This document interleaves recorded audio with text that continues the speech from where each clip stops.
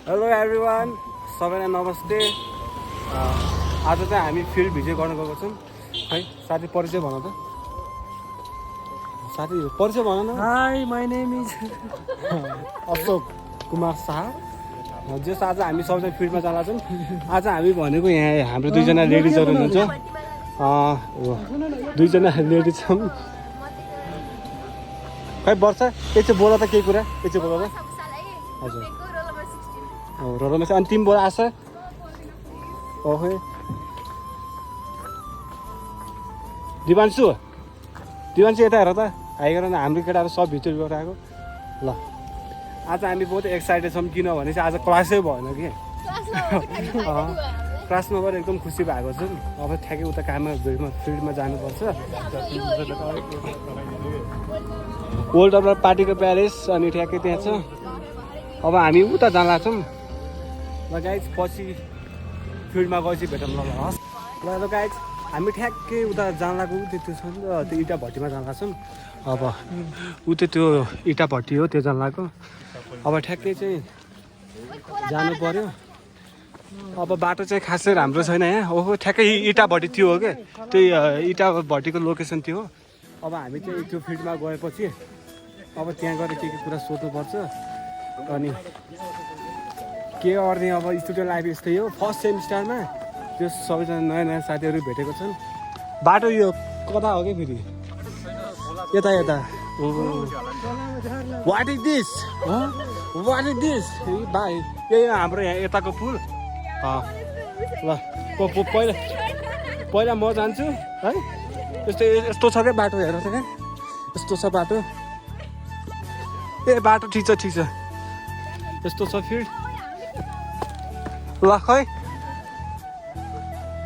आज हाम्रो साथीहरूको सङ्गत छ यहाँ। ल सुरुमा वर्षा, अस्मिन, अनि त्यसपछि सरी अनि अशोक, आशा मण्डल, दिवान्स। अब नामै थाहा छैन। अब बाटो कता हो। हामी त के तरकारी खेतीमा आएर जस्तो लाग्छ मलाई त। पुरै बन्दा लगेर घरमा खानुपर्छ कि। आज पनि तरकारीको भाउ पनि एकदम बढी भयो होइन अशोक? प्याज कति रुपियाँ केजी? 100 रुपियाँ केजी। टमाटर कति रुपियाँ केजी? अशोक कुनै जमानामा थियो ठ्याक्कै हामी इँटा भट्टीको लोकेसन पुग्नै लाग्छौँ गाइज। पुग्नै लाग्छौँ है गाइज। अब हामी चाहिँ पुगिहालेपछि फाइनली अब हामी यो इँटा फ्याक्ट्रीमा आएको छौँ। यो इँटा फ्याक्ट्रीमा अब ठ्याक्कै अब चाहिँ हाम्रो काम भन्छ कि यो हो इँटा फ्याक्ट्री। अब इँटा फ्याक्ट्रीको बेला यहाँ कति बास छ कि एउटा। ठ्याक्कै काम सघाउनु पऱ्यो इँटा फ्याक्ट्रीहरूले।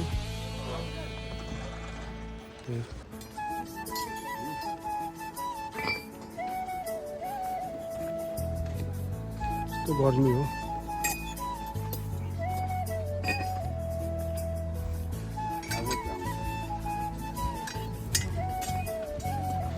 इँटाको लागि है। यो चाहिँ सधैँभरिलाई एकदम अन राख्नुपर्छ होइन।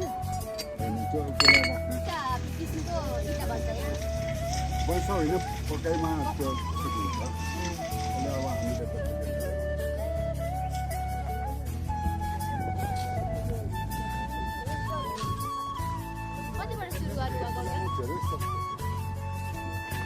गर्नुभएको? यतिको लाग्यो नि हजुरको?